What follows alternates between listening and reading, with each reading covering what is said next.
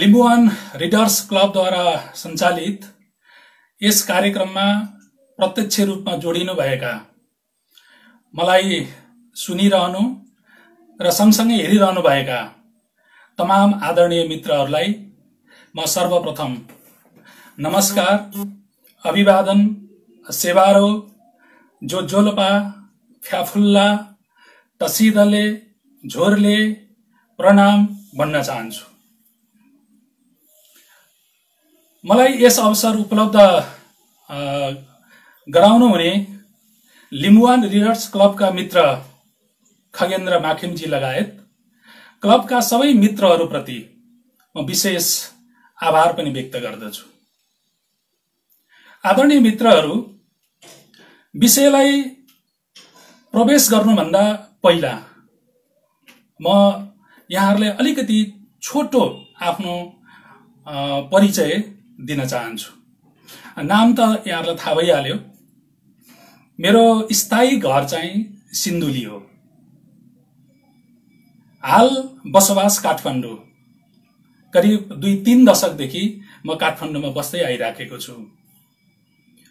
मेरो आजसम्म प्रकाशित भएका पुस्तकाकार कृतिहरू 5 वटा कविता संग्रह, एउटा उपन्यास, एउटा कथा संग्रह, एउटा लेख संग्रह, एउटा जीवनी र 2 वटा संस्मरण गरेर जम्मा 11 वटा पुस्तकहरू मेरा प्रकाशित छन्। मैले आज यहाँहरूसँग चर्चा गर्न खोजेको पुस्तक यो मध्य पहाड यात्रा। यो मध्य पहाड यात्रा मेरो सबैभन्दा पछिल्लो पुस्तक हो। यस पुस्तक 2076 साल फागुनमा साङ्ग्रिला पुस्तक प्राली काठमाडौँबाट प्रकाशित भएको थियो। साहित्यका सबै विधाहरू मेरा लागि उत्तिकै प्रिय छन् मित्रहरू। म आख्यान पनि त्यत्तिकै पढ्छु, कविता काव्यहरू पनि त्यत्तिकै पढ्छु र सम्भव भएसम्म लेख्ने कोसिस पनि गर्छु। तर कविता विधामा भने मेरो अलिक बढी नै रुचि छ। अलिक बढी नै म कवितालाई परख गर्न चाहन्छु। साथीहरू, यो साहित्य सिर्जनाको अलावा म नजिकबाट राजनीतिलाई पनि निहाल्ने गर्छु। निहाल्ने मात्रै होइन, परिवर्तनको प्रक्रियामा प्रत्यक्ष रूपमा आफूलाई सहभागी पनि गराउँदै आएको छु। यहाँहरूलाई थाहा छ कि छैन, म हिजो 10 वर्षसम्म प्रत्यक्ष रूपमा युद्ध लडे। आज पहिचान र समृद्धिको अर्को लडाई लडिरहेको छु। संसार परिवर्तन गर्नु छ भने सुरु आफैबाट गर्नुपर्छ। संसारको व्याख्या त धेरैले गर्न सक्छन्, तर मुख्य कुरा भनेको बदल्नु हो। मलाई यी 2 वटा भनाइहरू असाध्यै मन पर्छन्। हुन त मन त अब तपाईहरुलाई पनि पर्ला, यो सबैलाई मन पर्ने भनाइ नै हो। तर साथीहरू, मन पर्नु सँगसँगै मलाई यी 2टा भनाइ सोरै आना साँचो पनि लाग्छ, सत्य पनि लाग्छ। आदेश र उपदेशले यो संसार परिवर्तन हुँदैन भन्ने निष्कर्ष मेरो यो 50 वर्षको जीवनको अनुभवले भन्छ। न आदेश दिएर यो संसार परिवर्तन भएको छ, न त उपदेशले नै भएको छ। त्यसैले म विगतमा परिवर्तनको प्रक्रियामा आवश्यकता अनुसार कलम र बन्दुक दुवै मोर्चामा सक्रिय रहँदै आए र अहिले पनि कलम सँगसँगै फरक प्रकारको एउटा आन्दोलनको मोर्चामा म सक्रिय छु। साथीहरू, कतिपयले राजनीति र साहित्यलाई एक अर्काका शत्रुको रूपमा परिभाषित गर्न खोज्छन्। राजनीति र साहित्य एक अर्काका शत्रु होइनन्, यिनीहरू विरोधी होइनन्, यी एक अर्काका परिपूरक हुन्। असल राजनीतिको लागि अब्बल साहित्य चाहिन्छ। अब्बल साहित्यले असल राजनीतिलाई अझ बढी असल बनाउनको निम्ति निर्देशन गर्छ। तसर्थ खराब बाटोमा हिँडेको राजनीतिलाई असल बाटोमा हिँडाउन अब्बल साहित्यको सिर्जना आवश्यक छ भन्ने मेरो चाहिँ निष्कर्ष छ। त्यही निष्कर्ष सहित म यो दुईटै मोर्चामा, कलमको मोर्चामा पनि र आन्दोलनको मोर्चामा पनि म करिब 2-3 दशकदेखि सक्रिय रहँदै आइराखेको छु। आदरणीय मित्रहरू, म तपाईहरुलाई यसै हप्ता लेखिएको मेरो एउटा पछिल्लो कविता, सायद तपाईहरुले मेरो फेसबुकमा हेर्न पनि भयो होला, त्यो कविता तपाईहरुको अगाडि म वाचन गर्ने अनुमति चाहन्छु। त्यसपछि म मेरो यो पुस्तक मध्य पहाड यात्राको बारेमा तपाईहरुलाई विचरण गराउने छु। म कविता सुनाऊ है त साथीहरु।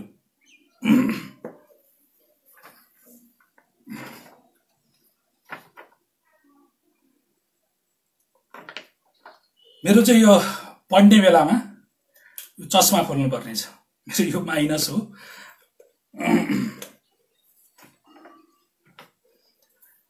मेरो कविताको शीर्षक छ चन्द्र शमशेरको प्रश्न। सहँदा सहँदै सहनै नसक्ने भएपछि, सहँदा सहँदा सहनै नसक्ने भएपछि आधी झैं हुत्तिएर रानी पोखरीको डिलमा पुगिन् सीता। तर अचम्म रानी पोखरीले त पहिल्यै आत्महत्या गरिसकेकी रहेछन्। सीता अर्थात् उनै रामको आजकी सीता घस्रँदै सडक पार गरिन् र पुगिन् घण्टा घरको फेदमा। घण्टा घरको फेद जहाँ वीर शमशेरको स्थिर आत्मासँग समय संवाद गर्दै थिइन् सीता। सवारी भयो फिस्टे महाराज अर्थात् चन्द्र शमशेर। महाराज मुसुक्क मुस्कुराउँदै बोले, नानी मलाई गाली गरेर नथाक्नेहरूले खोइ मैले जति गर्न सके। मैले सती प्रथा नहटाएको भए आजसम्म कति सती चितामा जिउँदै जल्थे होलान्। तिनको चित्कारले यो संसार कति कोलाहलमय बन्थ्यो होला। चन्द्र शमशेरले आकाशतिर आँखा उचालेर घण्टा घरको टुप्पोमा घुमिरहेको घडीको सुईलाई हेरे र गम्भीर मुद्रामा भने,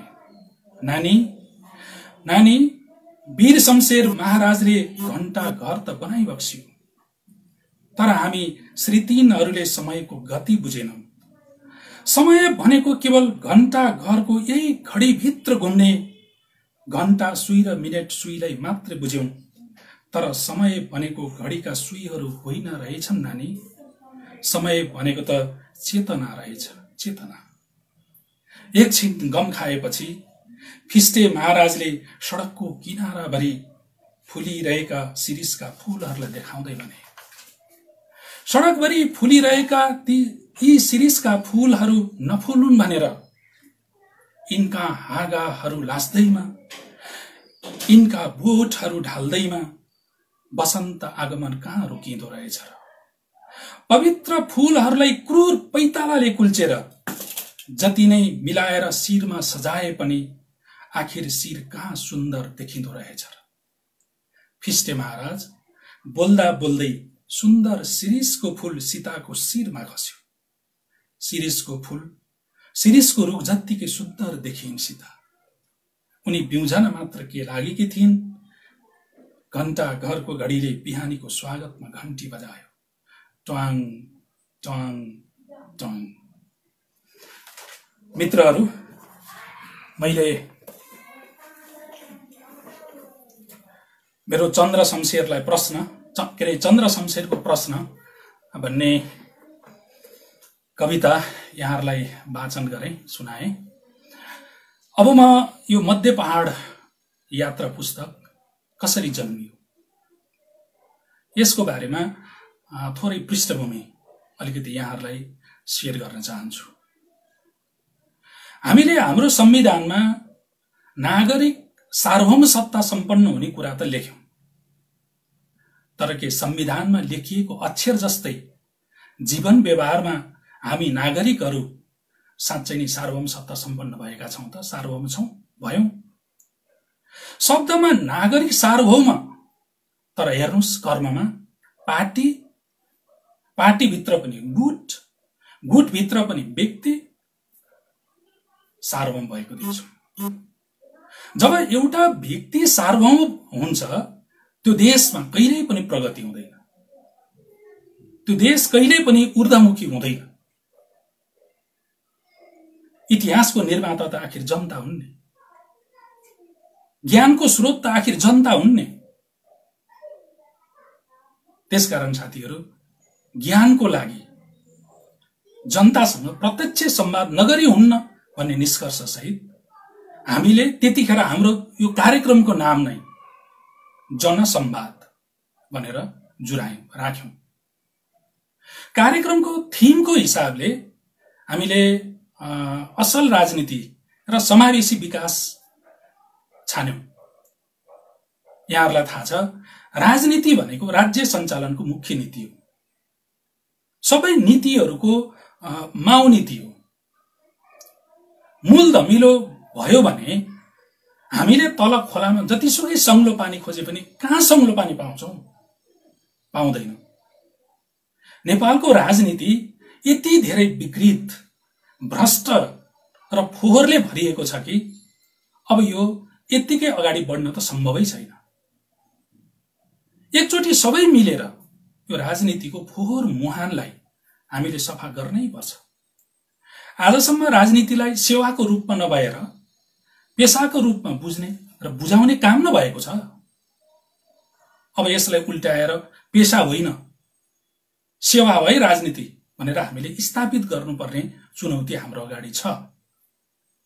देश भ्रष्टाचार काण्डै काण्डको दलदलमा यसरी फसेको छ कि सम्झना पनि डर लाग्छ। नेताहरू जनताको सेवक बन्नुभन्दा शासक बन्ने, सत्ता शक्तिको बलमा अकुत धन थुपार्ने, त्यही धन चुनावमा लगेर जनताको मत किन्ने र फेरि जनतालाई शासन गर्ने, यस्तो एउटा दुष्चक्रमा देश त सयौं वर्षदेखि फसिरहेको छ।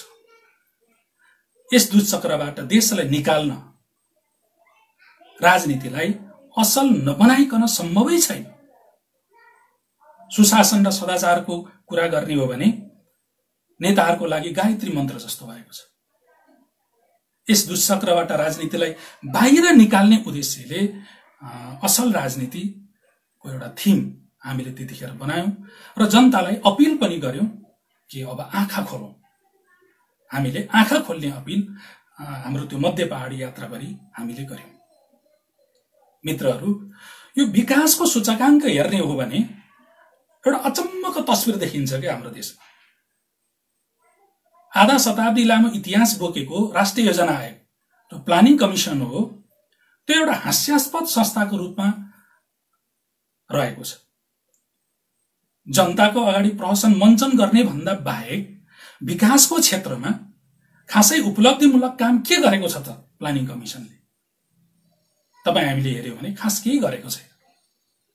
आजसम्मको विकास नेताहरूको पहुँचको आधारमा मात्रै भएको छ भन्दा त्यो अत्युक्ति हुँदैन, के फरक पर्दैन। नेपाल जस्तो बहुजातीय, बहुभाषिक, बहुसांस्कृतिक, बहुधार्मिक, बहुवर्गीय र विविधतायुक्त भूगोलमा समग्र विकासको राष्ट्रिय मोडल कस्तो हुने, त्यसको व्यवस्थित बहस आजसम्म भएको छ? कसैले गरेको छ? छैन। नेताहरूको पक्षपाती सोचको कारण विकासमा यति धेरै असमानता छ कि यसको लागि एकपटक विकास कस्तो हुने, त्यसको मोडेल कस्तो बनाउने, यसको बारेमा राष्ट्रिय स्तरमा नै हामीले घनीभूत बहस, एउटा विमर्श गर्न जरुरी छ। मेरो विचारमा साथीहरू, समावेशी विकास अबको मोडेल हुनुपर्छ। विकासको फल सीमित टाठाबाठाहरूले मात्र उपभोक्ता गर्ने यो असमावेशी खालको जुन विकास छ, यो विकासको मोडेललाई हामीले तुरुन्तै परिवर्तन नगर्ने हो भने विकास आकाशको फल आँखातरी मर भनेको जस्तो यो भइरहनेवाला छ। विकास र समृद्धि सुदूर भविष्यको विषय बन्नै सक्दैन। त्यसैले हामीले भन्यौं कि समृद्धि सम्भव छ हाम्रै पालामा। त्यो हाम्रो पाला भनेको कति? त्यो हाम्रो पाला भनेको मोटामोटी रूपमा 2 देखि 3 दशक भन्ने हो। हामी हाम्रै पालामा समृद्धि सम्भव बनाएर देखाउन चाहन्छौं। यो हामीले गर्नै पर्छ। विकास र समृद्धिका आधारहरू भनेका प्राकृतिक स्रोत साधन पनि हुन्, पुँजी पनि हुन्, प्रविधि पनि हुन्, तर मुख्य आधार भनेको साथीहरू जनता हो। जनता भन्दा ठूलो विकासको आधार अरु हुन सक्दैन। त्यसैले पनि हामीले यो जनतासँग प्रत्यक्ष रूपमा एउटा संवाद गर्ने योजना त्यतिखेर बनायौं। यही पृष्ठभूमिमा हामीले नेपालको राजनीतिक इतिहासमै भन्छु म कि पहिलो पटक जनसंवाद गर्ने सोच बनायौं। हरेक नयाँ सोचहरू यहाँहरुलाई थाहा छ एकदम जोखिमपूर्ण हुन्छ। सबै प्रयोगहरू, सबै नयाँ सोचहरू सफल नै हुन्छ, त्यसको कुनै सुनिश्चितता हुँदैन।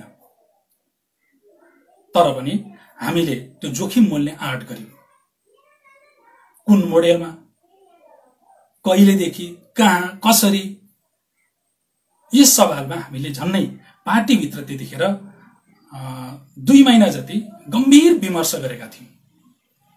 लामो विमर्शपछि मध्य पहाडी पुष्पलाल लोकमार्गमा 2075 माघको 15 देखि फागुनको 15 सम्म 1 महिने जनसंवाद यात्रा गर्ने निष्कर्षमा त्यतिखेर हामी पुगेका थियौं।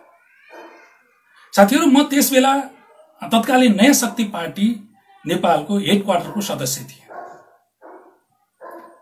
मध्य पहाड यात्राको सोच बनाउने, योजना निर्माण गर्ने, व्यवस्थापकीय तयारी गर्ने र समग्र यात्राको नेतृत्व गर्ने मुख्य नेतृत्व टिममा बसेर सुरुदेखि अन्त्यसम्म काम गर्ने अवसर त्यतिखेर मलाई प्राप्त भएको थियो। दुःख पनि ज्यादै भयो साथीहरु। कहिले सुत्न पाइएन, कहिले खान पाइएन, बिरामी हुँदा पनि सुख पाइएन। तर अनुभव पनि यति धेरै बटुलियो कि जीवनलाई वास्तवमा एउटा समृद्धि नै बनायो त्यो यात्राले मेरो जीवनलाई। पैदलै हिँडेर नेपाल बुझ्ने र बुझाउने ती आदरणीय डोरबहादुर बिष्ट र डाक्टर हर्क गुरुङलाई मैले मध्य पहाडी यात्राभरि स्मरण गरिरहे, सम्झिरहे। अब म तपाईहरुलाई यो मध्य पहाडी लोकमार्ग नै हामीले किन रोज्यौं, किन हामीले पूर्व पश्चिम महेन्द्र राजमार्ग रोजेनौं, किन हामीले तल हुलाकी राजमार्ग रोजेनौं, यस विषयमा केही कुराहरू म तपाईहरुलाई बाँड्न चाहन्छु। झन्नै यो 50 वर्ष अघि यस्तो समय थियो जुन समय देशको सबभन्दा बढी जनसंख्या मध्य पहाडमा बस्थ्यो। देशको अर्थतन्त्रको मेरुदण्ड नै मध्य पहाड थियो त्यतिखेर। तर अहिले हेर्नुस् त, मध्य पहाड पुरा उजाड बन्दै गइराखेको छ, बन्जर बन्दै गइराखेको छ। शहर र तराई मधेसमा जनसंख्याको चाप दिनानुदिन बढिराखेको छ। रोजगारीको खोजीमा विदेशीनीहरूको त कुरै नगरौं। मध्य पहाड भौगोलिक दृष्टिले पनि साथीहरू हिमाल र तराईलाई जोड्ने, मधेसलाई जोड्ने एउटा सेतु पनि हो, पुल पनि हो। त्यस्तै तपाईहरुले हेर्नुभयो भने 1% भन्दा बढी जनसंख्या भएको 9 वटा समुदाय मध्ये 7 वटा समुदायको बसोबास भएको भूगोल पनि मध्य पहाड नै हो। तपाईहरुले हेर्नुस्, पूर्वबाट क्रमशः लिम्बू, राई, तामाङ, नेवार, गुरुङ, मगर र खस। शेर्पाहरूले पनि आफूलाई 1% भन्दा बढी जनसंख्या भएको समुदायमा दाबी गर्दै आइरहेको छ। 2068 मा पछिल्लो चोटि भएको जनगणनामा धेरै शेर्पाहरूको गणना गर्न छुटेको दाबी शेर्पा समुदायका अगुवाहरूले गर्नुभएको छ। जे होस्, हालसम्म सरकारी तथ्याङ्कलाई विश्वास गर्ने हो भने शेर्पा समुदायको जनसङ्ख्या 1% देखिँदैन। पृथ्वीनारायण शाहदेखि सुगौली सन्धि हुँदै आजसम्म तपाईँ हामीले हेर्यौं भने फौजी र प्रशासनिक एकता भएको देखिन्छ। तर जनता जनता बीच आर्थिक रूपमा, सामाजिक रूपमा, सांस्कृतिक रूपमा र भावनात्मक एकताको हिसाबले जनता जनता बीचमा एकता हुन सकेको छैन। देश बन्नु र राष्ट्र बन्नु अलग कुरा हो साथीहरू। पृथ्वीनारायण शाहले उनले देश बनाएको, उनले राज्य बनाएको, पृथ्वीनारायण शाहले राष्ट्र बनाएको होइन। राष्ट्र पृथ्वीनारायण शाहले राज्य बनाउनु भन्दा अगाडि नै यो देशमा विभिन्न राष्ट्रियताहरू, राष्ट्रहरू थिए। ती राष्ट्रहरूलाई पृथ्वीनारायण शाहदेखि यहाँसम्म आउँदा पनि यो 250 वर्षको इतिहासको दौरानमा पनि जोड्न सकिएन। हामीले जोड्न पर्छ भनेर भनिराखेका छौं। नेपाल पक्कै पनि एउटा देश हो। देशको भूगोलमा बस्ने सबै राष्ट्रहरूको भावनालाई वास्तवमा एक अर्कामा अन्तर्घुलित नगरिकन सही अर्थमा किमार्थ देश बलियो बन्दै बन्दैन। त्यो कसैले बन्छ भन्छ भने त्यो उसको एउटा सपना मात्रै हो, स्वैर कल्पना मात्रै हो। संसारमा तपाई हामीले हेर्यौं भने 3 प्रकारका राष्ट्रवादहरू छन्। एकमा नागरिक राष्ट्रवाद, 2 मा निर्जातीय राष्ट्रवाद र 3 मा साथीहरू बहुसांस्कृतिक राष्ट्रवाद। नागरिक राष्ट्रवादको अवधारणा भनेको कुनै एउटा देश भइसकेपछि त्यो देशको भूगोलभित्र एउटा मात्र राष्ट्रियता हुन्छ, अर्थात् राज्य नै राष्ट्रको रूपमा हुन्छ भन्ने अवधारणा नागरिक राष्ट्रवादको अवधारणा हो। जातीय राष्ट्रवाद निर्जातीय राष्ट्रवाद या त्यसलाई हामी नस्लीय राष्ट्रवाद पनि भनेर भन्छौं, त्यसको अवधारणा भनेको चाहिँ कुनै एउटा देश बन्नुमा कुनै खास नस्लीय समुदायको विशेष र निर्णायक भूमिका हुन्छ। जसको विशेष भूमिका थियो उसैको मात्रै त्यो देशमा हालिमुहाली हुनुपर्छ, पाउनुपर्छ, अरु समुदायहरू उनीहरूको सहयोगीको रूपमा मात्रै हुनुपर्छ भन्ने अवधारणा चाहिँ निर्जातीय राष्ट्रवाद हो, नस्लीय राष्ट्रवादको। र तेस्रो राष्ट्रवाद भनेको चाहिँ साथीहरू बहुसांस्कृतिक राष्ट्रवाद। यो बहुसांस्कृतिक राष्ट्रवादको अवधारणा भनेको चाहिँ एउटा देशभित्र धेरैवटा राष्ट्रियताहरू हुन सक्छ। ती सबै राष्ट्रियताहरूलाई समान अधिकार, समान अवसर र समान पहुँच दिएर सबलाई मिलाएर राख्नु हो। अर्थात् जस्तो समाज छ त्यस्तै राज्य निर्माण गर्नु। समाज बहुभाषिक छ, राज्य पनि बहुभाषिक हुन्छ। समाज बहुजातीय छ, राज्य पनि बहुजातीय हुन्छ। समाज बहुसांस्कृतिक छ, राज्य पनि बहुसांस्कृतिक हुन्छ। समाज बहुधार्मिक छ, राज्य पनि बहुधार्मिक नै हुन्छ। अर्थात् समाज जस्तो छ राज्य त्यस्तै बनाउने। मेरो आफ्नो कुरा गर्नुहुन्छ भने मित्रहरू, म बहुसांस्कृतिक राष्ट्रवादको पक्षधर हुँ। तर हाम्रो देशका शासकहरू यो निर्जातीय अर्थात् नस्लीय राष्ट्रवादीहरू हुन्। त्यही भएको हुनाले उनीहरूसँग न त हिजो कुरा मिल्यो, न त आज कुरा मिलिराखेको छ, न त भोलि नै कुरा मिल्छ। नस्लीय राष्ट्रवादीहरूसँग, निर्जातीय राष्ट्रवादीहरूसँग तपाईको यो संघर्ष जारी छ र जारी राख्नुपर्छ। म चाहिँ त्यो सोचमा हो। साथीहरू, 250 वर्ष पुरानो एकात्मक र केन्द्रीकृत राज्य प्रणाली जनयुद्ध, जनआन्दोलन, मधेस आन्दोलन, जनजातीय आन्दोलन, मुस्लिम आन्दोलन, विभिन्न आन्दोलनहरूबाट यो पहिलो पटक संघीय प्रणालीमा बदलिएको छ। संघीयता संविधानमा लिपिबद्ध भए पनि सही अर्थमा आजसम्म कार्यान्वयन हुन सकिरहेको छैन। आजको संघीयता प्रशासनिक संघीयता हो। के नेपाललाई यही प्रशासनिक संघीयता चाहिएको थियो? यही प्रशासनिक संघीयताको लागि त्यत्रा ठुलठुला जनयुद्ध, जनआन्दोलन, मधेस आन्दोलनहरू भएका थिए, मान्छेहरूको बलिदान भएको थियो? थिएन साथीहरू। नेपाललाई चाहिएको प्रशासनिक संघीयता होइन, नेपाललाई चाहिएको पहिचान सहितको संघीयता हो। नस्लीय राष्ट्रवादीले पहिचान सहितको संघीयतालाई जातिहरूको राज्य भन्छ के। तर संसारमा तपाईहरुले हेर्नुभयो भने सबैभन्दा ठूलो जातिवादी, ती महान जातिवादी अरु कोही नभएर तिनै नस्लीय निर्जातीय राष्ट्रवादीहरू, तिनीहरू जातिवादी हुन्छ। संसारको इतिहासले यही पुष्टि गरेको छ र हाम्रो देशमा पनि यही पुष्टि भएको छ। आजको केपी ओली वास्तवमा निर्जातीय राष्ट्रवादको, नस्लीय राष्ट्रवादको पछिल्लो एउटा प्रतिनिधि हुन्, मलाई यस्तो लाग्छ। साथीहरू, सरकारमा अहिले हामीले 3 तह देख्छौं। स्थानीय तह छ, प्रादेशिक तह छ र संघीय तह छ। यी 3 तहको सरकार आपसमा आरोप प्रत्यारोप गर्ने, दोहोरी खेल्ने गरेर समय व्यतीत गरिराखेको छ। सीमाङ्कन नामाङ्कनको काम अझै पूरा भएको छैन।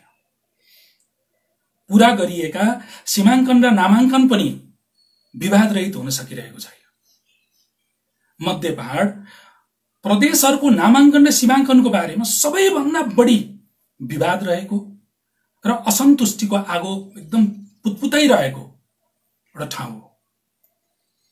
नेपालको पछिल्लो भूगोल बनेदेखि तपाईहरुले हेर्नुभयो भने यो लोकतन्त्रको अभ्यासको हिसाबले हाम्रो अनुभव मलाई लाग्छ अलि कम नै छ। लोकतन्त्रको अभ्यास हामीले कम नै गरिराखेका छौं। लोकतन्त्रको लोकतान्त्रिकरण वास्तवमा नेपालको आजको आवश्यकता हो। औपचारिक लोकतन्त्रले नागरिक सार्वभौम बन्नै सक्दैन। सार्वभौम नागरिकको लागि समावेशी, समानुपातिक र सहभागितामूलक लोकतन्त्र नै एक मात्र उत्तम विकल्प हो। यो संसदीय लोकतन्त्र भनेको साथीहरु, यो संसदीय व्यवस्था भनेको यो प्रतिनिधिमूलक लोकतन्त्र हो। नेपालमा यस्तो यो लोकतन्त्र असफल सिद्ध भइसकेको छ। यसले ल्याएका विकृति विसंगतिहरुको कुरा गरेर साध्यै छैन। वास्तवमा यसको एउटा मुख्य जरो भनेको यो संसदीय प्रतिनिधिमूलक लोकतन्त्र पनि हो। यो असफल भइसकेको छ। त्यसैले प्रत्यक्ष निर्वाचित कार्यकारी राष्ट्रपति र पूर्ण समानुपातिक निर्वाचन प्रणाली हामीलाई एकदमै आवश्यक छ। समावेशी, समानुपातिक, सहभागितामूलक लोकतन्त्र बिना प्रतिनिधि लोकतन्त्रबाट विकास र समृद्धि, शान्ति त्यो सम्भव छैन। राजा महेन्द्रले चुरेको फेदीमा पूर्व पश्चिम राजमार्ग त बनाए, त्यसले पूर्व र पश्चिमलाई जोड्न त जोड्यो, सजिलो पनि भयो। तर साथीहरु, तपाईहरुले हेर्नुस् कि राजा महेन्द्रले बनाएको पूर्व पश्चिम हाइवेले, त्यो राजमार्गले न त पहाडमा बस्ने जनताहरूलाई कुनै फाइदा भयो, न त मधेसमा हुलाकी मार्गमा बस्ने जनताहरूलाई फाइदा भयो। जनताको घनीभूत बसोबास कहाँ थियो? मध्य पहाडमा थियो। अर्कोतिर मधेसको हुलाकी मार्गमा थियो। तर राजा महेन्द्रले चुरेको काछै काछ, कछाडै कछाड उनले पूर्व पश्चिम राजमार्ग बनाए। त्यसले फाइदा भयो भने राजा महेन्द्रको योजना अनुसार पूर्व पश्चिम हाइवेको वरिपरि बस्न आउने मुठ्ठीभर टाढाबाट पहाडीहरूले मात्रै भयो, अरूलाई भएन। त्यसको के उद्देश्य थियो भन्ने कुरा पनि साथीहरु अहिले यहाँसम्म आउँदाखेरि पुष्टि भइसकेको छ। छालाको रंग हेरेर, वेशभूषा, भाषा हेरेर मधेसीहरूलाई आजको केपी ओलीले जसरी बिहारी भन्दैछन्, करार गरिराखेका छन्, यसको मुहान वास्तवमा त्यहाँ थियो। राजा महेन्द्रबाट सुरुवात गरेको थियो। र त्यसैले मलाई भन्न मन लाग्छ कि केपी ओली भनेका राजा महेन्द्रको पछिल्लो उत्तराधिकारी हुन्। साथीहरू, दिन 2 गुना रात 4 गुनाको दरले पहाडबाट जनसंख्या पलायन भएकै छ। यो देखिसकेपछि डाक्टर बाबुराम भट्टराईले आफू अर्थमन्त्री हुँदा उहाँले 2064-65 को बजेटमा यो मध्य पहाडी पुष्पलाल लोकमार्ग नामाकरण गर्नुभयो र सडकलाई बजेट छुट्याउनु भयो। पछि उहाँले नै आफू प्रधानमन्त्री भएको बेला राष्ट्रिय गौरवको आयोजनामा यो मध्य पहाडी लोकमार्गलाई उहाँले राख्नुभयो। यस सडकको प्रगति र यसको प्रत्यक्ष रूपमा त्यहाँको जनजीवनमा कस्तो खालको प्रभाव परेको छ त्यो अवलोकन गर्नु पनि त्यतिखेर हाम्रो एउटा उद्देश्य थियो। त्यो भएको कारणले पनि हामीले मध्य पहाडलाई रोजेका थियौं। साथीहरू, मैले यसो हेर्छु, दुनियाँमा 4 थरी मान्छे हुँदा रहेछन्, 4वटा चरित्र। जस्तै 1 नम्बरमा दुनियाँसँग पुरै बेखबर, दुनियाँ जहाँ पुगोस् जे गरोस् त्यो दुनियाँसँग मतलबै छैन, बेखबर। दोस्रो नम्बरमा दुनियाँलाई बुझेका।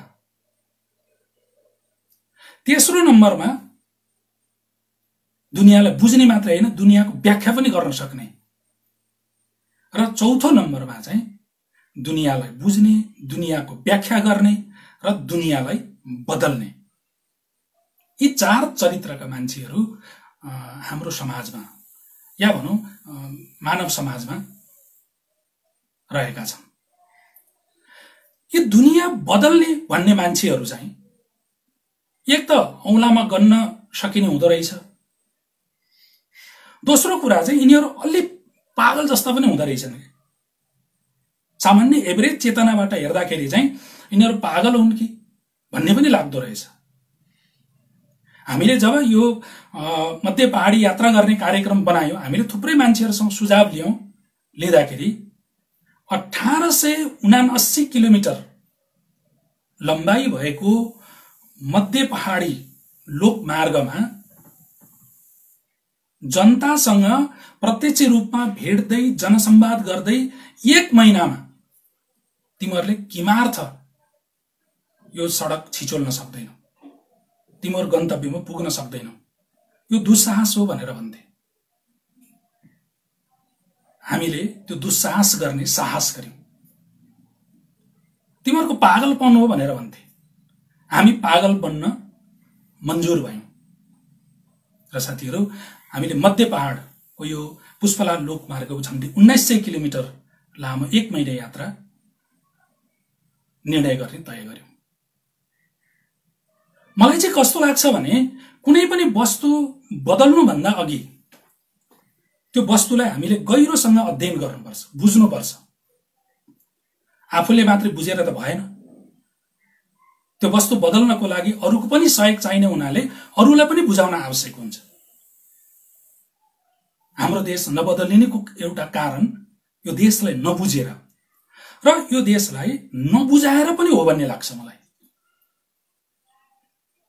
आफैले देखेर, आफैले भोगेर जुन ज्ञान प्राप्त गरिन्छ त्यो ज्ञान सुनेर र पढेर किमार्थ प्राप्त हुँदैन। यसर्थ यस अभियानबाट म चाहिँ सुरुदेखि नै निकै उत्साहित थिएँ। अभियान तयारी गर्दै गर्दादेखि नै आफूले प्रत्यक्ष रूपमा जे देखेँ, जे भोगेँ, ती देखेका भोगेका कुराहरूलाई आफूमा मात्रै सीमित राख्नुहुन्न है भन्ने मलाई भित्र लागिरहेको थियो। तर त्यसलाई कुन रूपमा प्रस्तुत गर्ने, कसरी त्यसलाई आम अरू साथीहरूको पाठकहरूको बीचमा पनि पुर्याउने मेरो दिमागमा ठ्याक्कै क्लिक भइसकेको थिएन। जब म यो अभियानको रेकीको लागि भनेर पूर्वतिर केही साथीहरू सहित लागे, नचाहेर पनि मैले प्रत्येक दिन बेलुका केही कुराहरू टिपोट गर्नुपर्ने भयो। युद्ध बेलामा जेलमा बस्दाखेरि पनि मैले दैनिकी लेख्ने गर्थेँ। मलाई ती पुराना दिनहरूको पनि याद आयो र यस जनसंवाद यात्रालाई म डायरीमा उतार्छु भन्ने एउटा निश्चय गरेँ मैले। यात्रामा दिनभरि जे देखेँ जे भोगेँ ती देखे भोगेका कुराहरूलाई प्रत्येक दिन बेलुका मैले कुनै कापीमा होइन साथीहरू, नोटबुकमा डायरीमा होइन, मोबाइलको डायरीमा नोट गर्दै गएँ। यो पुस्तक सम्पूर्ण मैले मोबाइलमै लेखेको हो, मैले कलम यसमा प्रयोग गरेको छैन, मोबाइल मात्रै प्रयोग गरेको। मैले कयौं कुराहरू नोट गर्न चाहेर पनि त्यतिखेर सकिन। कयौं कुराहरू मनभित्र त्यसै अब खड्किरह्यो, बिजिरह्यो, यो छुट्यो त्यो छुट्यो भन्ने लागिरह्यो। म त राजनीतिक मात्रै नभएर सामाजिक रूपमा, सांस्कृतिक रूपमा, धार्मिक रूपमा, आर्थिक रूपमा, शैक्षिक रूपमा, पर्यावरणीय रूपमा यी सबैलाई गहिरो ढंगबाट बुझ्न चाहन्थे, टिपोट गर्न चाहन्थे। तर त्यसको लागि त मलाई त एकदमै प्रशस्त समय चाहिन्थ्यो, तर त्यो समय त मसँग थिएन। समग्र अभियानको टोलीकै व्यवहारिक नेतृत्व गर्ने जिम्मा पनि मेरै थियो। मैले जति समय पाएँ, जे जति मैले त्यतिखेर टिपोट गर्न भ्याएँ, साथीहरू, यो पुस्तक, यो मध्य पहाडी यात्रा पुस्तक वास्तवमा त्यसैको उपज हो। त्यहीबाट यो पुस्तकको जन्म भएको हो। यो पुस्तक विधागत रूपमा यात्रा संस्मरण विधामा पर्छ, तर मैले यसलाई टोटल दैनिकी शैलीमा लेखेको छु। नियमित यात्रा 30 दिन र रेकी समेत गरेर जम्मा 36 दिन को विवरण मैले आफ्नो यस पुस्तकमा मुख्य है, सबै त अब सम्भव हुने कुरा भएन हैन। यो 218-20 पेजको पुस्तकमा मुख्य कुराहरू यसमा मैले तपाईको समेटेको छु। त्यसमध्ये पनि एकदमै अविस्मरणीय, एकदमै महत्त्वपूर्ण घटनाहरू म तपाईहरुलाई शेयर गर्न चाहन्छु, जो यस पुस्तकमा धेरै कुराहरू छन्। त्यसमध्येको मुख्य कुराहरू जस्तै पहिलो, चिवा भन्ज्याङ यो मध्य पहाडी लोकमार्गको सबैभन्दा पूर्वी बिन्दु हो। नेपालको पाँचथर जिल्लाको पूर्वी सिमाना र भारतको सिक्किम राज्यको सिमानामा पर्छ यो चिवा भन्ज्याङ। 3100 मिटरको उचाइमा रहेको यस ठाउँमा हामी माघको 15 गते पुरै हिउँ जमिरहेको अवस्थामा पुगेका थियौं। करिब 10 किलोमिटर निर्जन जंगल मध्ये 5 किलोमिटर सडकमा छपक्कै हिउँ थियो। हिउँमा चिप्लिएर हाम्रा धेरै गाडीहरू उद्घाटन हुने कार्यक्रम स्थलमा पुग्नै सकेन। कयौं साथीहरूलाई 5 किलोमिटर तल नै छाडेर डाक्टर भट्टराई लगायत 100 जना जति हामी चिवा भन्ज्याङमा पुग्यौं र हिउँमा उभिएर हामीले बिहानको 9 बजेतिर कार्यक्रमको उद्घाटन गर्यौं। यात्राको 19औं दिनमा सायद त्यो फागुन 4 गते हामी बागलुङ पुग्यौं।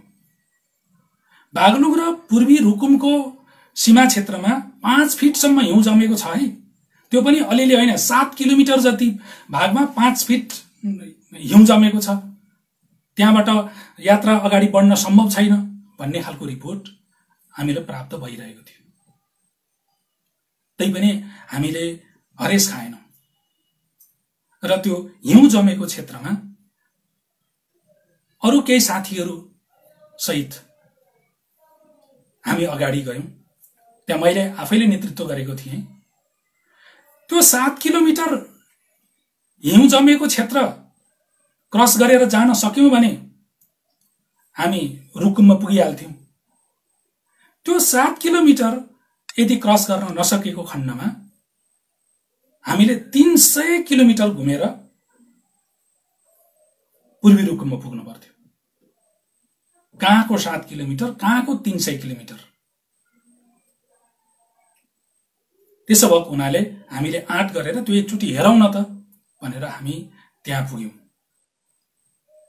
हिउँ जमेको त्यो मध्यभाग, त्यो पाती भन्ज्याङ भन्दो रहेछ, त्यो पाती भन्ज्याङमा पुगेपछि मलाई एकाएक लेक लाग्यो। हेर्नुस्, केही बेर त एकदम यस्तो भयो कि सास फेर्न पनि गाह्रो, आफ्नो शरीर आफ्नै नियन्त्रणमा छैन, मर्छु कि जस्तो लाग्यो मलाई त। पहिला पनि यो सोलुमा रामेछापमा मलाई भएको थियो यो लेक लाग्ने काम,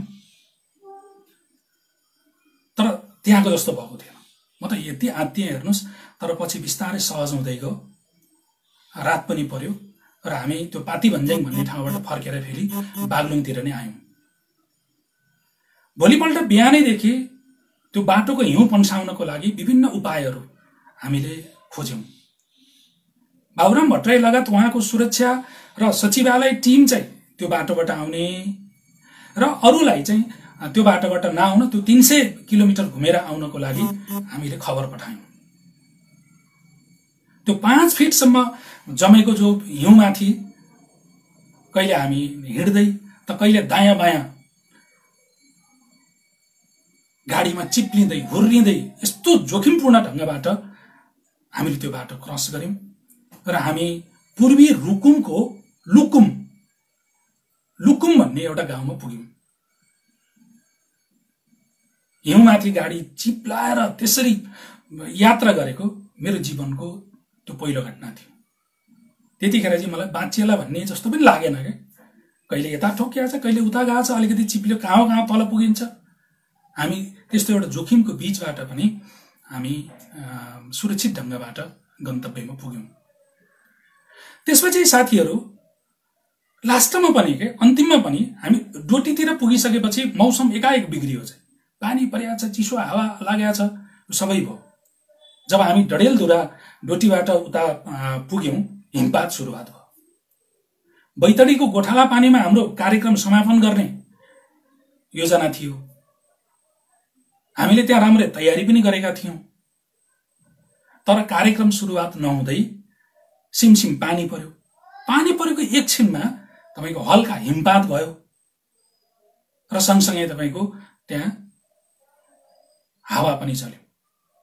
हामी त एकदम फ्रिज भएको जस्तो भयौं के, बोल्नलाई मुख पनि नखुल्ने, सो बोल्दाखेरि पनि ल परेर हाम्रो आवाजहरू तपाईको काप्ने, यस्तो खालको स्थितिमा हामीले कार्यक्रम हतार समापन गरेर हामी फर्क्यौं।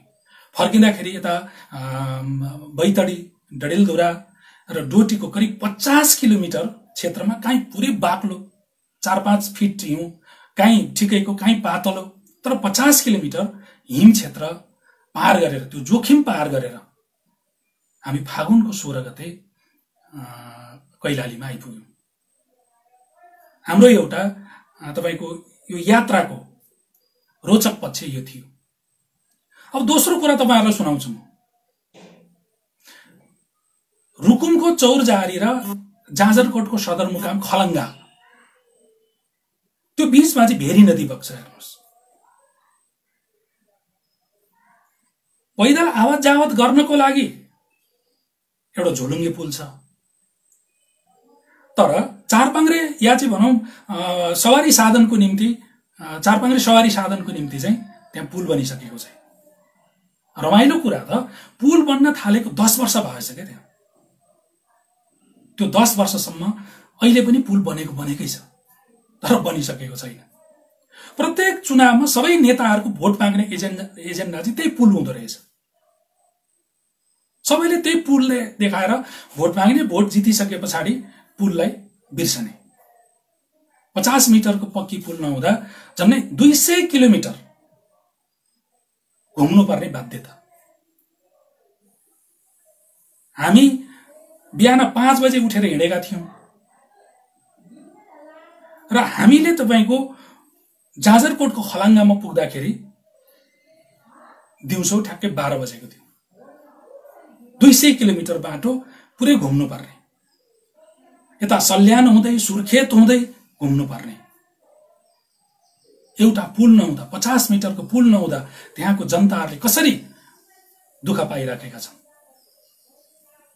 हामीले यो एकदम नोटेबल कुरा पायौं। अर्को, यो मध्य पहाडी सडकमा कहीँ सडक निर्माण अलि तीव्रतामा पनि देख्यौं, तर अधिकांश ठाउँमा ढिला सुस्ती र सडकमै भ्रष्टाचार। हेर्नुस्, त्यो पनि देख्यौं। त्यो कुरा पनि म तपाईहरुलाई शेयर गर्न चाहन्छु।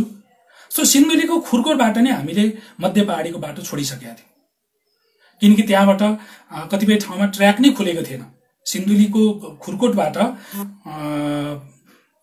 सुनकोशी हुँदै पारीपट्टि रामेछाप तरेर जानुपर्ने, त्यहाँ त छ बाटो, पुल पनि बनेको छ, तर रामेछाप खण्डमा खास गरिकन रामेछापको राकाथुम अनि चौरी खोला कलौदी भन्ज्याङ हुँदै काभ्रेको दोलाल घाटसम्मको 98 किलोमिटर बाटोको ट्र्याक कतिपय ठाउँमा खुलेकै थिएन। त्यस्तै दोलाल घाटको यो बाहुने पाटी भन्ज्याङ छरछरे हुँदै विदुर पुग्ने 93 किलोमिटर बाटो पनि ट्र्याक खुलेको भए पनि मोटर चाहिँ गुड्ने सम्भव थिएन। यो त्यति बेलाको कुरा हो। अब अहिले के छ, म अपडेट हुन सकिराखेको छैन।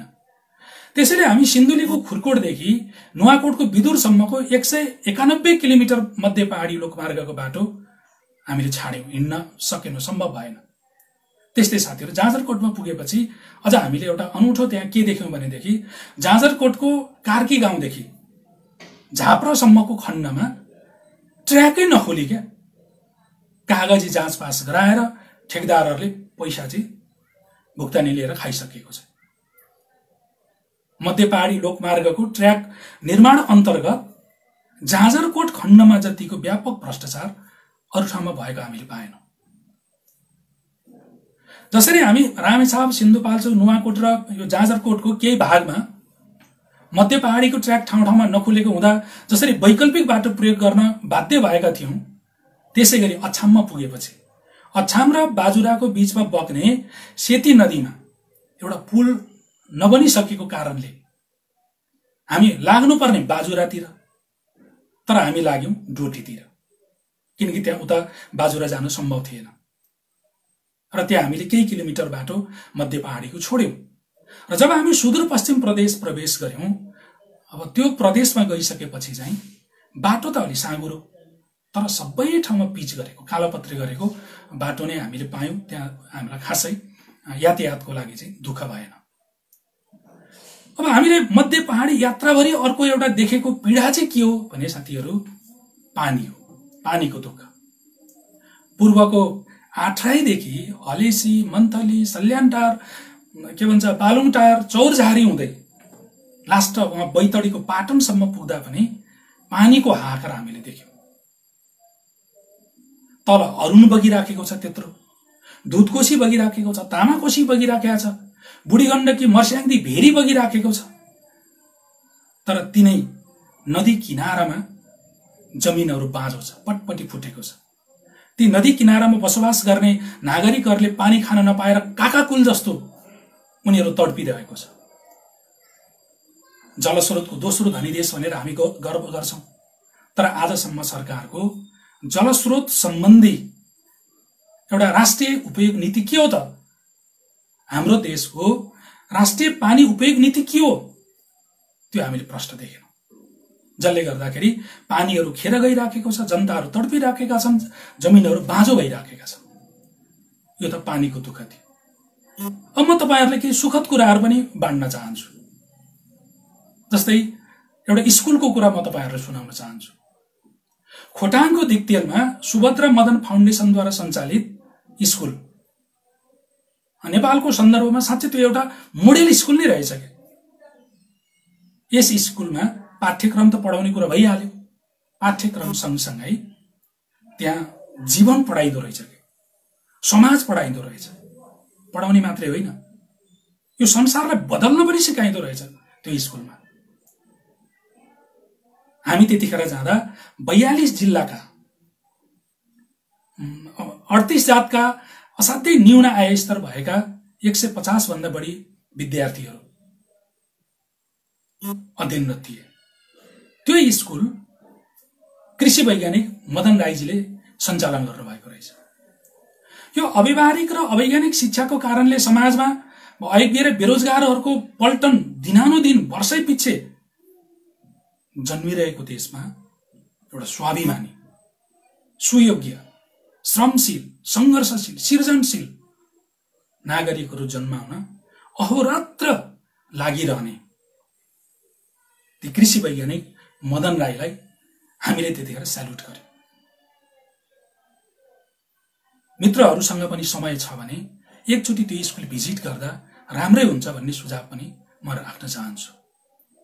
त्यस्तै स्वास्थ्य क्षेत्रमा एउटा नमुना अस्पताल पनि हामीले मध्य पहाडी यात्रामा भेटायौं, जुन के अरे अछामको बैलपाटा भन्ने ठाउँमा रहेको एउटा अस्पताल। हामी मङ्गलसेनमा बास बसेका थियौं। राति एकजना साथी लडेर गम्भीर घाइते हुनुभएछ। उहाँले राति नै उपचारमा पठाउनु पर्ने भयो। मैले उपचारको लागि यता राम्रो हस्पिटल छैन, उता कैलाली पठाउँ भनेर भने, तर साथीहरूले होइन, यही बैलपाटा 1 घण्टाको दूरीमा एउटा एकदम राम्रो अस्पताल छ, त्यहाँ पठाउँ भनेर भन्नुभयो। सदरमुकाममा भएको हस्पिटलको त यो ताल, त्यो गाउँमा भएको हस्पिटलको कुन ताल होला मैले पत्याइन, म मानिन। तर साथीहरू जबरजस्ती गर्नुभयो। अरे बाबा, कैलाली भन्दा राम्रो छ बैलपाटाको हस्पिटल सेवा सुविधाको हिसाबले, त्यसो भएको हुनाले त्यही नै पठाउनु पर्छ भनेपछि हामीले घाइते हुनुभएको साथीलाई त्यहाँ पठायौं। बिहान हामी त्यही बाटो हुँदै जानुपर्ने थियो। मङ्गलसेनबाट हिँडेको 1 घण्टापछि बिहान हामी हस्पिटल पुग्यौं। हामीले घाइते साथीलाई भेट्यौं। उहाँ चाहिँ तपाईको एउटा सामान्य अवस्थामा आइसक्नु भएको रहेछ। भौतिक पूर्वाधार र सेवा सुविधा देखेर साथीहरू त्यो हस्पिटलको मलाई त अचम्मै लाग्यो। हेर्नुस्, नाफा कमाउने उद्देश्यले ठुलठुला शहरमा ठुलठुला खोलिएका जो निजी अस्पतालहरू जस्तै सोचेको थिएँ मैले, त्यो त होइन रहेछ। हेर्नुस्, अन्तर्राष्ट्रिय एउटा गैर सरकारी संस्थाहरूको सहयोगमा नेपालकै निजी क्षेत्र र सरकारी अनुदानमा सञ्चालित रहेको त्यो अस्पतालले वर्षेनी 1 लाख बिरामीहरूको उपचार गर्दो रहेछ। पूर्ण डिजिटल प्रविधि, सामुदायिक र दिगो एउटा स्वास्थ्य र पूर्ण निशुल्क सेवा त्यो अस्पतालले दिँदो रहेछ। त्यहाँ रहेका अस्पताल सञ्चालक समितिका साथीहरू, चिकित्साकर्मी, स्वास्थ्यकर्मी, डाक्टर साथीहरूले अब अस्पताल चलाउँदाखेरि भोग्नु परेका समस्या, दुःख, कष्टहरू पनि उहाँहरूले सुनाउँदै हुनुहुन्थ्यो। त्यो आफ्नो ठाउँमा छ। कठिनाई र समस्याहरूसँग नथाक्ने हो भने, नहार्ने हो भने, सङ्घर्ष गर्दै जाने हो भनेदेखि, एउटा अठोट र इमानदारिता र लगनशीलता हुने हो भनेदेखि यो दुनियाँमा असम्भव भन्ने कुरा केही छैन भनेर जो भनिन्थ्यो, वास्तवमा त्यो हस्पिटल त्यसको एउटा प्रमाण रहेछ साथीहरू। अब म तपाईहरुलाई यो मध्ययुगीन एउटा गरिबीमा बाँचिरहेको गाउँको बारेमा पनि अलिकति बताउँ। मैले अघि लुकुम भनेको थिएँ। यो पूर्वी रुकुमको भूमे गाउँपालिका 1 नम्बर वडामा पर्ने एउटा मगर गाउँको नाम हो लुकुम। यस गाउँमा झन्डै 400 घरधुरी र 3000 जनसंख्या बसोबास गर्दा रहेछ। 95% चाहिँ मगरहरू छन् त्यहाँ, बाँकी 5% मा दलित र गुरुङहरू छन्। तर ती दलित र गुरुङहरूले पनि त्यहाँको मगरले बोल्ने खाम भाषा नै बोल्दा रहेछ। वृद्ध वृद्धाहरूले हामीले यो अहिले बोलिराखेको खस नेपाली भाषा त्यति राम्रोसँग बुझ्दा पनि नबुझ्दा रहेछ। गाउँमा युवा युवतीहरू त एकदमै कम भेट्यौं हामीले। जीवनयापनको लागि गाउँमा केही नभएपछि अधिकांश युवा युवतीहरू विदेशीको पायौं। त्यो लुकुम गाउँको गरिबी नाङ्गो आँखाले नि छर्लङ्ग अनुभूत गर्न सकिन्थ्यो। त्यहाँका मान्छेहरूको लवाई खवाई, त्यहाँको घर, त्यहाँको जीवनी स्तर, त्यो सबै हेर्दाखेरि नाङ्गै आँखाले एउटा मध्ययुगीन गरिबीमा बाँचिरहेको प्रष्ट चाहिँ तपाईको अनुभूत हुन्थ्यो। तर साथीहरू, एउटा नोटेबल कुरा, जनयुद्धमा 11 जना शहीद त्यही एउटा गाउँले मात्रै जन्माएको रहेछ। व्यवस्था परिवर्तनमा त्यत्रो योगदान गर्ने लुकुम आर्थिक अवस्थामा झन्झन गिर्दै गएको देखेर हामी निकै भावुक पनि भयौं। डाक्टर भट्टराई त त्यतिखेर एक ढंगले सम्बोधन गर्दा गर्दै उहाँले त आँसु पनि झार्नुभयो। यस्तो खालको स्थिति हामीले त्यहाँ देख्यौं। अब म तपाईहरुलाई अलिकति दुल्लु, तपाईहरुले सुन्नु भएको होला, दैलेखको पुरानो राजधानी दुल्लु सदरमुकाम, त्यसको दुर्दशाको बारेमा पनि अलिकति बताउँछु। बडो यो चाख लाग्दो छ। दुल्लु प्राचीन खस राज्यको ग्रीष्मकालीन राजधानी भएको ठाउँ हो। यहाँ अनेक ऐतिहासिक कृति स्तम्भहरू छन्। जस्तै 1038 सालमा लेखिएको नेपाली भाषाको पहिलो अभिलेख अर्थात् दामुपालको अभिलेख, 1414 को कृति स्तम्भ, 1276 को पाखरनाउलीको कृति स्तम्भ यहाँ छ। यी सबै वस्तुहरू ऐतिहासिक तथा पुरातात्विक महत्त्वका वस्तुहरू हुन्। तर के गर्ने साथीहरू, विडम्बना। भिल्लाको देशमा मणिको कदर हुँदैन भने जस्तै, महत्त्व बुझ्दैन भनेको जस्तै अब त्यो भिल्लाको देशमा मणि भइराखेको छ। मैले त दुल्लुलाई इतिहासको संग्रहालय नै मानेछ। दुल्लु सभ्यताको हिसाबले दैलेख भन्दा, अहिलेको दैलेख सदरमुकाम नारायण नगरपालिका भन्दा धेरै नै पुरानो, धेरै पुरानो। तर अहिले विकासको दृष्टिकोणले हेर्ने हो भने कहाँ दुल्लु, कहाँ दैलेख सदरमुकाम नारायण नगरपालिका, धेरै फरक छ। दुल्लु धेरै पछाडि परेको छ। त्यो पछाडि पर्नको दुईटा कारणहरू रहेछन् त्यहाँ। एउटा कारण, पहिलो कारण भनेको चाहिँ यता दैलेखीहरू गएर दुल्लुको सदरमुकाम राति चोरेर ल्याएको रहेछ के, चोरेर ल्याएको छ। र दोस्रो कारण भनेको चाहिँ त्यहाँको 75% जमिन चाहिँ अहिले पनि गुठीमा रहेछ। हुन त यो गुठीको समस्या हामीले पूर्वदेखि सुन्दै आयौं। खोटाङको हलेसी, सिन्धुलीको खुरकोट, धादिङको आँखुखरे लगायतका ठाउँमा जनताहरू गुठीबाट पीडित भएको कुराहरू हामीले सुन्दै आयौं। तर यहाँको चाहिँ अत्यन्तै एउटा चर्को रूपमा 75% जमिन गुठीकोमा यो हामीले देख्यौं।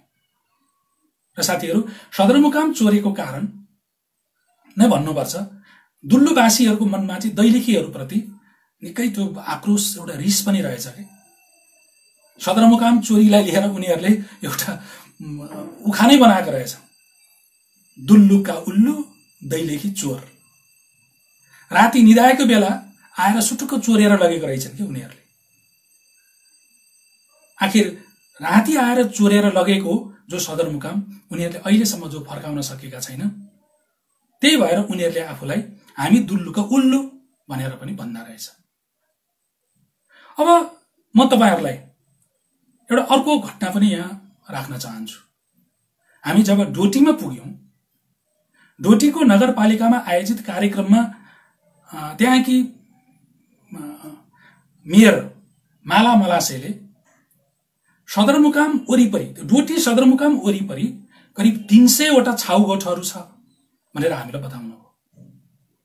अरे बाबा, सदरमुकामको त यो हालत, बाँकी गाउँको के हालत होला? मेयरको कुराले हामी पुरै सिताङ्ग भयौं। यहाँका दिदीबहिनीहरूको कष्टकर जीवन सम्झेर हाम्रो शरीरभरि काँडा उम्रिए।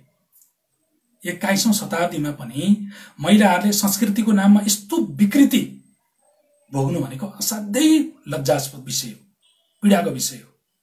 तर विडम्बना त के भने साथीहरू, अन्धविश्वासले यी दिदीबहिनीहरूको ज्यान लिएकै छ। एनजिओ आइएनजिओले पैसाको खोलो बगाएकै छ। सरकारले पनि सधैँ विज्ञापन बजाएकै छ। तर पनि खोइ आजसम्म त्यहाँको छाउ गोठ तपाईको भत्किसकेको छैन। छाउ प्रथा अहिले पनि कायम छ। मैले मोटामोटी साथीहरूको बीचमा यी घटनाहरू राखेँ। अब म केही छुटफुट कुराहरू, जस्तो माथि उल्लेख गरिएका महत्त्वपूर्ण घटना विवरण भन्दा बाहेक के राखौं, जस्तो धार्मिक हिसाबले खोटाङको हलेसी महादेवको मन्दिर, बागलुङको बागलुङ कालिकाको मन्दिर, बैतडीको ललित त्रिपुरा सुन्दरीको मन्दिर असाध्यै चर्चित मात्रै होइन, स्थापित र पूजनीय पनि रहेछ। यी मन्दिरहरूमा वार्षिक लाखौं धार्मिक पर्यटकहरू र श्रद्धालु भक्तजनहरू आउँदा रहेछ। भाषा संस्कृत समुदायगत बसोबासको हिसाबले तपाईले हेर्नुभयो भने चिवा भन्ज्याङदेखि तमोर हुँदै अरुण नदी पूर्व लिम्बूहरूको बाहुल्य, अरुणदेखि दुधकोशी पूर्व राईहरूको बाहुल्य, दुधकोशी हुँदै बुढी गण्डकीसम्म उपत्यकाको यो 3टा जिल्लालाई छोडेर तामाङहरूको बाहुल्य, काठमाडौँको यो उपत्यकाको 3 जिल्लामा नेवारहरूको बाहुल्य, बुढी गण्डकीदेखि काली गण्डकीसम्म गुरुङहरूको बाहुल्य, काली गण्डकीदेखि भेरीसम्म मगरहरूको बाहुल्य, भेरीदेखि कर्णालीसम्म त्यसमा पनि जुम्ला सभ्यतावाला खसहरूको बाहुल्यता, र कर्णालीदेखि उता बैतडी भारतको सीमासम्म डोट्याली खस सभ्यताहरू बोकेको खसहरूको बाहुल्यता यो देखिन्छ। हाम्रो देशको एउटा सामाजिक कम्पोजिसन, एउटा समुदायगत कम्पोजिसन चाहिँ संरचना चाहिँ यस्तो देखिन्छ। तर डोट्याली सभ्यता हुँदाहुँदै पनि त्यो डोटी पश्चिमका जो खसहरू छन् उनीहरूले डोटी अर्थात् डोटेलीहरूप्रति त्यति सकारात्मक सोच चाहिँ राख्दा रहेनछ। जो अखण्ड सुदूरपश्चिम आन्दोलन हामीले सुन्यौं, त्यो अखण्ड सुदूरपश्चिम आन्दोलनलाई डोटी पश्चिमकाहरूले सघाउनुको कारण पनि विगतमा डोटीले अलिकति जो वर्चस्ववादी व्यवहार देखाए डोटी पश्चिमकालाई, त्यसको एउटा असर पनि रहेछ। भाषिक हिसाबले पनि हामीले हेर्यौं, तुलना गर्यौं, डोटी पश्चिम र डोटीको भाषाको चाहिँ तपाईको धेरै नै भिन्नता हामीले त्यतिखेर देख्यौं। अर्को कुरा, यो 10 वर्षको जनयुद्धको घाउ कतै एकदम हालै देखियो, कतै अलिकति मिलेर यसलाई निको पार्न खोजेको पनि देखियो। जस्तो अछामको मंगलसेन दरबार 2057 मा माओवादीहरूले ध्वस्त पारेको दरबार हो, तर त्यो दरबार अहिलेसम्म पुनर्निर्माण भइसकेको छैन। पूर्वी रुकुमको लुकुम गाउँमा सरकारको छड्के दृष्टि परेको कुरा त मैले भनिसके। त्यही रुकुमको रुकुमकोटमा तत्कालीन विद्रोही यो माओवादी जनसेना र नेपाल प्रहरीको तर्फबाट जीवन गुमाएकाहरूको एउटा संयुक्त स्मृति स्तम्भ पनि बनेको देखियो। त्यसले एउटा मेलमिलापको सन्देश पनि दिइरहेको हामीले पायौं।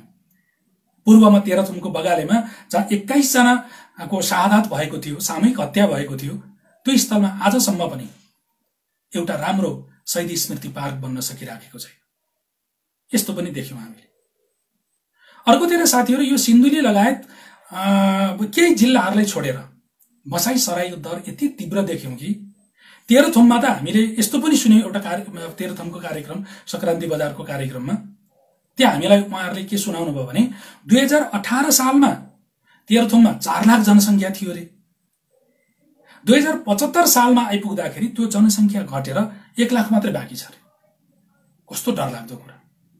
तर खुशीको कुरा फेरि यो पनि हामीले देख्यौं कि सेवा सुविधा अवसरहरू उपलब्ध भएका जिल्लाहरूमा वास्तवमा बसाई गएकाहरू पनि फेरि फर्किने, आउने, व्यवसाय सञ्चालन गर्ने, यो पनि हामीले देख्यौं।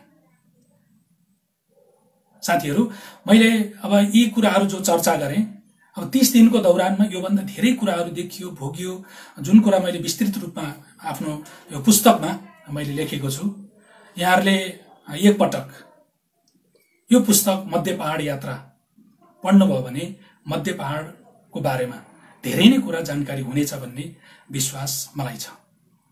अब समग्र मध्य पहाडलाई नै समेटेर लेखिएको यो नै पहिलो पुस्तक हो भनेर मेरो कुनै दाबी त छैन, हेर्नुस्। तर यति धेरै सूचनाको संग्रह, विषयको व्यवस्थित प्रस्तुति भएको पुस्तक चाहिँ सायद मेरो यही मध्य पहाड यात्रा नै हो कि मलाई यस्तो लाग्छ। त्यो पाठकहरूले पनि अब छुट्याइदिनु होला। यो 30 दिनको यात्रामा हामीले 148 वटा जनसम्वाद कार्यक्रमहरू सम्पन्न गरेका थियौं। कार्यक्रमको दौरानमा हामीले 50,000 नागरिकसँग प्रत्यक्ष भेट गर्यौं। अप्रत्यक्ष त 10 लाखसँग भयो होला। भेटघाटको क्रममा असाध्यै महत्त्वपूर्ण रचनात्मक सल्लाह सुझावहरू लिखित रूपमा, मौखिक रूपमा हामीले प्राप्त भएका थिए। ती यति महत्त्वपूर्ण थिए कि जुन हामीले प्राप्त गरेको जो महत्त्वपूर्ण सल्लाह सुझावहरू हो, ती सल्लाह सुझावहरू मैले यस पुस्तकको अनुसूचीमा पनि समेटेको छु। तर पनि यहाँहरूको बीचमा म ती अनुसूचीमा समेटेका महत्त्वपूर्ण सुझावहरूलाई यहाँ राख्न मनासिब ठान्दछु। किनकि यो पुस्तक तपाईहरू सबैले पढ्न पाउनुहुन्छ, पाउनुहुन्न, तर यहाँ मलाई जो सुनिरहनु भएको छ अहिले, तपाईहरूले यो सुन्दाखेरि मध्य पहाडको समस्याहरू के हुन्, सम्भावनाहरू के हुन्, यो विषयमा चाहिँ तपाईहरुले ज्ञान हुन्छ। त्यसो भएको हुनाले म यो पुस्तकको यो अनुसूचीमा मैले समेटेको सुझावहरू यहाँहरुलाई म सुनाउन चाहन्छु। 2 पेज छ। स्थानीय तहमा राजनीतिक दलको होइन, स्वतन्त्र उम्मेदवार दिने नयाँ व्यवस्था गर्नुपर्ने, प्राइमरी इलेक्सन मार्फत उम्मेदवार चयन गर्नुपर्ने, स्थानीय तहलाई शक्ति सम्पन्न गराउनुपर्ने, प्रत्यक्ष निर्वाचित कार्यकारी राष्ट्रपति र पूर्ण समानुपातिक निर्वाचन प्रणाली हुनुपर्ने, प्रत्याह्वानको व्यवस्था हुनुपर्ने अर्थात राइट टु रिकलको व्यवस्था हुनुपर्ने, परम्परागत खेती प्रणालीमा परिवर्तन गरिनुपर्ने र उत्पादित वस्तुको राष्ट्रिय र अन्तर्राष्ट्रिय बजारमा सहज पहुँच बनाउनुपर्ने, बाटो, बिजुली, खानेपानी, सिंचाई, वित्तीय संस्था, स्वास्थ्य, शिक्षा, सञ्चार जस्ता आधारभूत कुरामा जोड दिनुपर्ने, लोकमार्ग वरिपरि निर्माण गर्ने भनिएको 10 वटा शहर मध्ये एउटा पनि आजसम्म व्यवस्थित नभएको तिनीहरूलाई व्यवस्थित एउटा शहरीकरण गर्नुपर्ने, पर्यटनमा विशेष लगानी गर्नुपर्ने, अभियानात्मक रूपमा सिप सिकाउने र सिप सिकेकाहरूलाई लगानीको लागि न्यूनतम पुँजी सरकारले उपलब्ध गराउनुपर्ने, लोकमार्ग निर्माणमा ढिलासुस्ती भइरहेकोले लोकमार्गलाई द्रुततर गतिमा निर्माण गर्नुपर्ने, सडकको दायाँ बायाँ 31 मिटरको मापदण्ड परिवर्तन गर्नुपर्ने, सडकको दूरी घटाउन कतिपय ठाउँमा नयाँ एलाइनमेन्ट बनाउनु पर्ने, भेरी नदीको पुल तुरुन्त निर्माण कार्य पूरा गर्नुपर्ने, महाकाली नदीमा भारतसँग कुरा गरेर तुरुन्त पक्की पुल निर्माण गर्नुपर्ने, लोकमार्गमा पर्ने गुठी जग्गाको समस्या समाधान गर्नुपर्ने, 5 थरको च्याङथापुबाट भारतको सिमाना फालोट जोड्ने 17 किलोमिटर बाटोको ट्र्याक खोल्नुपर्ने, 10+1 प्रदेशको अवधारणा लागू गर्नुपर्ने, सीमाङ्कन र नामाङ्कनको समस्या वैज्ञानिक ढंगले समाधान गर्नुपर्ने, प्रदेश 7 को राजधानी दिपायल राख्नुपर्ने, भ्रष्टाचारको जालो र जरा मध्य पहाडको स्थानीय तहमा पनि फैलिएको र गाडिएको हुनाले तुरुन्तै नियन्त्रण गर्नुपर्ने, अख्तियार अनुसन्धान आयोगको संरचनागत परिवर्तन गर्नुपर्ने, शक्तिशाली सार्वजनिक लोकपालको व्यवस्था गर्नुपर्ने, सत्य निरूपण तथा मेलमिलाप आयोगलाई तुरुन्त बाँकी काम पूरा गर्न सरकारले पहल लिनुपर्ने, शहीद बेपत्ता घाइते अपाङ्गलाई रोजगारीमा प्राथमिकता दिनुपर्ने, युद्धकालमा ध्वस्त भएका सम्पदाहरूको शीघ्र पुनर्निर्माण गर्नुपर्ने, पूर्वी रुकुमको सदरमुकाम विवाद तुरुन्त समाधान गर्नुपर्ने, गोर्खा र धादिङ बीचमा निर्माण हुन लागेको बुढी गण्डकी आयोजनाबाट डुबानमा पर्नेहरूलाई सुरक्षित र व्यवस्थित स्थानमा स्थानान्तरण गर्न थप पहल गर्नुपर्ने, विभिन्न नदीहरूबाट अनियन्त्रित ढंगले ढुङ्गा बालुवा निकाल्ने जथाभावी क्रसर सञ्चालन गरी वातावरणीय प्रदूषण गर्ने काम तुरुन्त रोक्नुपर्ने, टेलिफोनको समस्या तुरुन्त समाधान गर्नुपर्ने भनेर यहाँ मैले यी महत्त्वपूर्ण सुझावहरूलाई यहाँ राखेको छु। अब साथीहरू, म अन्तिममा आए। यस पुस्तकलाई तयार पार्ने क्रममा महत्त्वपूर्ण सल्लाह सुझाव र सहयोग गर्नुहुने मेरा ती सबै मित्रहरूलाई म यी बेला यस कार्यक्रम मार्फत ससम्मान सम्झन चाहन्छु, हृदयदेखि धन्यवाद दिन चाहन्छु। पुस्तकको भूमिका लेखिदिनु हुने आदरणीय डाक्टर बाबुराम भट्टराईप्रति कृतज्ञता ज्ञापन गर्दछु। पुस्तकमाथि समीक्षा लेखेर सुझाव आलोचना सँगसँगै मलाई उत्साह प्रदान गर्नुहुने मित्र डम्बर खतिवडा, डाक्टर जनक शाह, डाक्टर मुक्ति रिजाल, बहिनी सरला गौतम, बालिका थपलिया, राजेश विद्रोही, गियानाथ खनाल र पार्वती चौधरी प्रति पनि म विशेष आभार व्यक्त गर्दछु। साथीहरू, मैले आफ्नो प्रस्तुति मोटामोटी रूपमा सकेँ। प्रस्तुति अवधिभर धैर्यतापूर्वक मलाई सुनिदिनु भएकोमा सम्पूर्ण आदरणीय मित्रहरूलाई म हार्दिक धन्यवाद सहित आभार व्यक्त गर्दछु। साथै अन्त्यमा पुनः एकपटक मलाई यस अवसर उपलब्ध गराउन हुने लिम्बुवान रिडर्स क्लब र त्यसका सञ्चालक मित्रहरूलाई धन्यवाद दिँदै म बिदा हुन चाहन्छु।